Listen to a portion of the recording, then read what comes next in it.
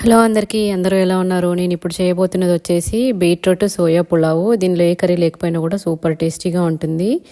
దీనికోసం బౌల్ పెట్టేసుకొని ఒక స్పూను ఆయిల్, 2 స్పూన్ల గీ వేసుకొని, గీ వద్దు అనుకునే వాళ్ళు డైరెక్ట్ ఆయిల్తో అయినా కూడా చేసేసుకోవచ్చు. ఆయిల్ వేడిన తర్వాత సాజీరా, all spices, green chilli, onion, మెంతి, పుదీనా, కొత్తిమీర ఇవన్నీ వేసుకొని ఫ్రై అవ్వనివ్వాలి. అవి ఫ్రై అయిపోయిన తర్వాత పసుపు and vegetables soya, carrot, potato, beetroot అన్నీ వేసుకొని ఫ్రై అవ్వనివ్వాలి ఒక 5 మినిట్స్ వరకు. నెక్స్ట్ మసాలా ప్రిపేర్ చేసుకోవాలి. ఆనియన్, మింట్, స్పైసెస్, బగారా పువ్వు, అలాగే poppy seeds, cashews, red chilli, కొంచెం వాటర్ వేసుకొని ఫైన్ పేస్ట్ లాగా చేసుకోవాలి.